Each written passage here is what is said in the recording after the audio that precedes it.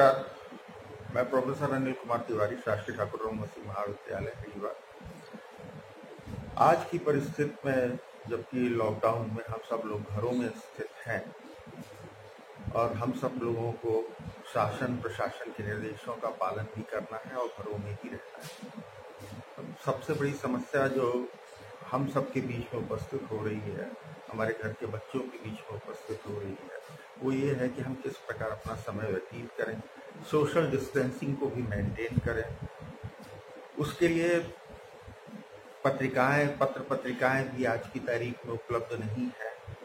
जो कुछ पुरानी आपके यहाँ या हमारे यहाँ रखी हुई है, उन्हीं से कुछ काम चलता है।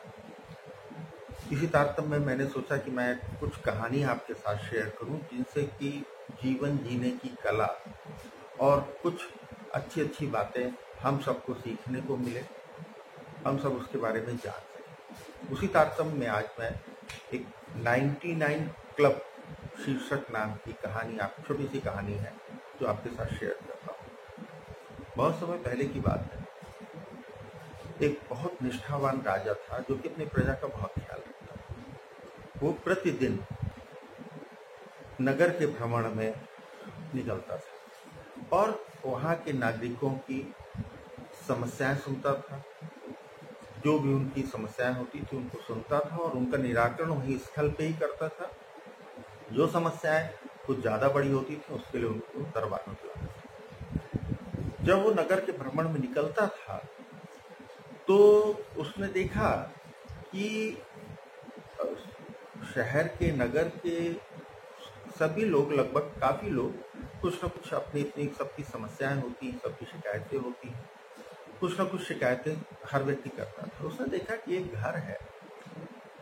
अपने महामंत्री से उसने कहा कि ये जो घर है, इसमें ये 2-3 लोग कार्य करते रहते हैं, प्रणाम भी करते हैं, लेकिन कभी इन्होंने कोई शिकायत हमसे नहीं, ऐसा क्या है?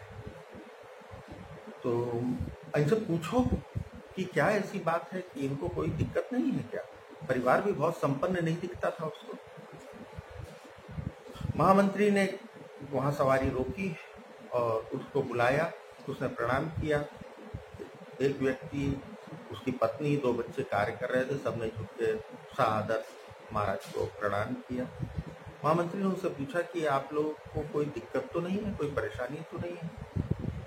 तो उस व्यक्ति ने कहा कि नहीं साहब, कोई परेशानी नहीं। उसने महामंत्री ने पूछा कि आप काम क्या करते हैं? तो उसने कहा लकड़ी काटने का काम करता हूँ, लकड़हारा हूँ। तो महामंत्री ने पूछा क्या दिनचर्या रहती है आपकी? तो कहने लगा मैं सुबह सुबह प्रातः काल जंगल निकल जाता हूँ, वहाँ लकड़ी बीनता हूँ, लकड़ी काटता हूँ, जंगल से लकड़ी इकट्ठा करता हूँ और 12-1 बजे दोपहर में घर पहुँचता हूँ। उसके बाद भोजन करने के पश्चात, कुछ विश्राम के पश्चात अपने खेत में काम करता हूँ और शाम को लकड़ी बेचने जाता हूँ। तो महामंत्री ने कहा इससे आपकी इतनी आमदनी हो जाती है कि परिवार? तो उसने कहा नहीं साहब, हम लोग बहुत सुखी हैं और हमें कोई दिक्कत नहीं। राजा बहुत प्रसन्न हुआ।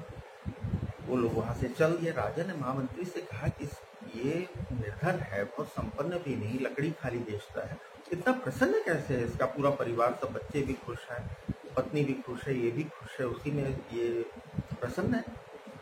तो महामंत्री ने कहा महाराज, ये 99 क्लब का सदस्य नहीं। तो महाराजा ने कहा 99 क्लब, ये क्या होता है? तो उसने कहा इसको समझने के लिए आपको मुझे 99 अशर्फियां देनी होगी। महाराज ने कहा उसको ले लो, 99 अशर्फियां कोष से जाके ले लीजिए, राजकोष से। उसने 99 अशर्फियां ली महामंत्री ने और उनको एक पोटली में बंद किया और शाम के समय, रात्रि के समय वो उस लकड़हारे के घर गया और उसका जो फुलवारी थी वहां पे उसने उस पोटली को छोड़ दिया और चला आया। अगले दिन जब वो लकड़हारा वहां कार्य कर रहा था तो उसको पोटली मिली। उसने देखा उसमें अशर्फियां हैं। फिर उसने आसपास देखा कि कोई किसी की छूट गई हो। फिर उसने घर लाया, उसने गिना तो उसमें 99 अशर्फियां थी। तो पत्नी को बताया। पत्नी ने बहुत खुश हुए पहले तो, फिर कहने लगे किसी की गिरी होगी उसको देना चाहिए। तो उन्होंने ये सोचा है कि जिसकी भी होगी वो आएगा तब दे दी जाएगी, तब तक इसको बहुत संभाल के रखा जाए। तो उन्होंने अपने घर में ही एक गड्ढा खोदा और गड्ढे खोद के उसके अंदर डाल दिया। फिर दूसरे दिन मजदूर ने, उस लकड़हारे ने ये सोचा कि 99 क्यों है, जिसने भी अगर कुछ कोई मेरी सहायता करना चाहता है तो वो 100 अशर्फी होनी चाहिए, एक अशर्फी कहीं गिर गई। तो उनकी पत्नी, उसकी पत्नी और लकड़हारा दोनों लोगों ने पूरे खेत में उसको अच्छे से ढूंढा, मट्टी खोद खोद देखा, मट्टी के नीचे तो नहीं दब गई। 1-2 दिन तक वो ढूंढते रहे, अशर्फी नहीं मिली।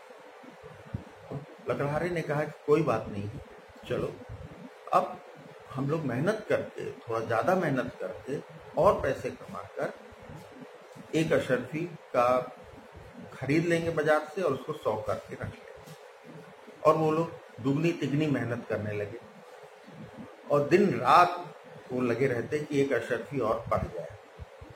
इन्हीं सब चक्करों में, ज्यादा मेहनत करने से, ज्यादा चिंतित होने से और उसकी रखवाली करने से ये सब लोग टेंशन में आ गए, इनके ऊपर प्रेशर हो गया और बीमार पड़ने लगे। इसी हालत में उनकी एक अशर्फी और कम हो गई, इसको खर्च करना पड़ा उनको अपने इलाज को, और वो उन्हीं अशर्फियों को बढ़ाने के चक्कर में लगे रहे। कुछ दिन पश्चात फिर से राजा की सवारी वहां से निकली तो राजा ने देखा कि अब उनके परिवार में कोई प्रसन्नता नहीं है और बुलाया उनको तो कहने लगे आप लोग खुश तो हैं लेकिन बहुत प्रसन्न नहीं दिख रहे हैं। उन्होंने कहा कि हाँ साहब, सब ठीक चल रहा है और मेहनत ज्यादा पड़ती है। अब वो कहने लगे तो राजा ने कहा, जब निकल गए वहां से, तो राजा ने महामंत्री से कहा ऐसा तुमने क्या किया, ये सब जो इतना प्रसन्न परिवार था अब ये चिंतित दिखाई देता है, ऐसा क्या हो गया?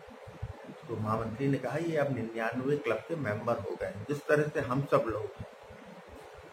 हमारे पास जो 99 अशर्फियां, हम एक अशर्फी प्राप्त करने के चक्कर में अपना पूरा जीवन लगाए रहते हैं, हमारे सुख चैन हम छोड़ देते हैं और उसी एक अशर्फी को बढ़ाने के लिए हम पूरे जीवन लगाते हैं। इस कहानी से शिक्षा मिलती है कि हमें जितना हमारे पास है उसी का सदुपयोग करना चाहिए, ना कि एक अशर्फी बढ़ाने के लिए हमें प्रयत्नशील हमेशा होना चाहिए।